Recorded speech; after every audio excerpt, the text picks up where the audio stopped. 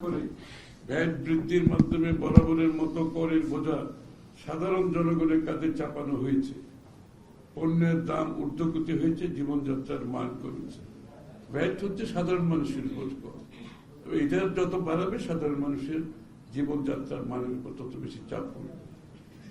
অপ্রয়োজনীয় দুর্নীতিগ্রস্ত ও অদক্ষ উন্নয়ন প্রকল্পগুলো বন্ধ বা সংস্কারের সুস্পষ্ট দিক নির্দেশনা নেই।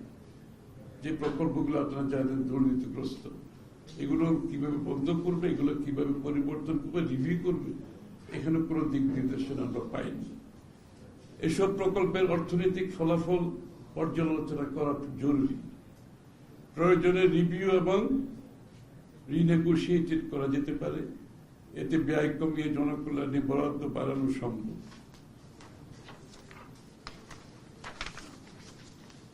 বিএনপির 180 দিনের পরিকল্পনা। অর্থনৈতিক স্থিতিশীলতা ফিরিয়ে আনা, মানুষের আস্থা অর্জন, ভবিষ্যতের জন্য দৃঢ় ভিত্তি গড়তে প্রয়োজন স্বচ্ছ অংশগ্রহণমূলক উদ্ভাবনী অর্থনৈতিক পরিকল্পনা। গতানুগতিক ছেড়ে সাহসী ও দূরদর্শী সিদ্ধান্ত নেওয়ার সময় এসেছে। তাহলে জাতির জন্য আশা, আস্থা, পুনর্গঠনের দিগন্ত উন্মোচন হবে। আউট অফ দ্য বক্স চিন্তা করতে হবে। সে গতানুগতিক অর্থনৈতিক পরিকল্পনা আর কাজ করবে না।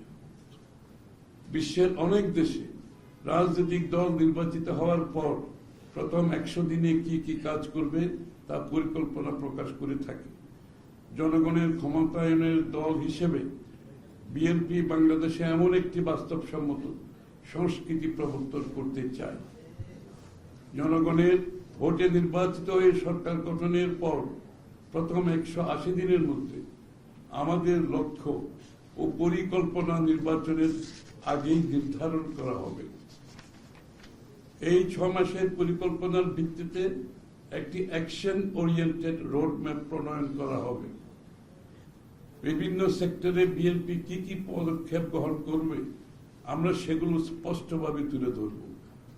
এখানে সারসংক্ষেপ দিচ্ছি। আমরা একটা বিস্তারিত এটা পাবলিকেশন আসছে, এটা পরবর্তীতে শেয়ার করব। ওখান থেকে সারসংক্ষেপগুলো এখানে আমরা দিচ্ছি। ঈদের পরে সেটা আমরা করতে পারব। প্রাথমিক স্কুলের শিক্ষকদের অর্থনৈতিক সুবিধা ও সামাজিক মর্যাদা বৃদ্ধি করা, এটা শিক্ষা ব্যবস্থার আওতায়। প্রাথমিক স্কুলের শিক্ষকদের অর্থনৈতিক সুবিধা ও সামাজিক মর্যাদা বৃদ্ধি করা, তাদের বিশেষ প্রশিক্ষণ কর্মসূচির আওতায় আনা হবে। আধুনিকায়ন, কর কোড আধুনিকায়ন, প্রত্যক্ষ করকে অগ্রাধিকার দিয়ে কর কোড আধুনিকায়ন পর্যায়ে অফিস স্থাপন করে করের আওতা বাড়ানো হবে।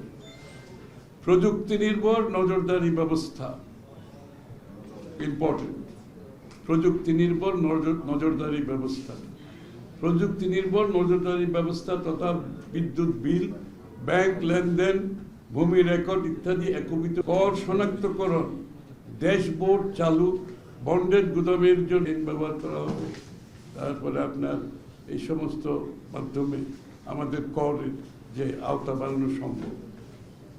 যে অটোমেশন, ডিজিটাইজেশন, এই টেকনোলজি গুরুত্ব এইসব জায়গায় অনেক বেড়ে গেছে।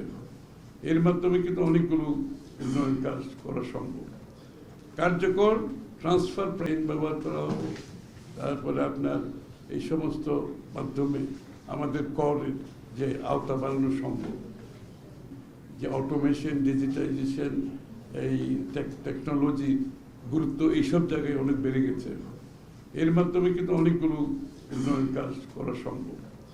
কার্যকর ট্রান্সফার প্রাইসিং আইন, বহুজাতিক কোম্পানিগুলোর মাস্টার ও স্থানীয় নথি জমা ও দেশওয়ারি রিপোর্টিং বাধ্যতামূলক করা হবে। শেষ, এখন খালি বলি বাজেট প্রক্রিয়ার সংস্কার। আমাদের বাজেট প্রক্রিয়াতে সংস্কার দরকার। এই পুরনো স্টাইলে বাজেট করতে করতে কিছু তারা বাজেটটাকে নিজেরাই করে, এটাকে আবার জনগণের জনমুখী করা সম্ভব হচ্ছে না। বহু বছর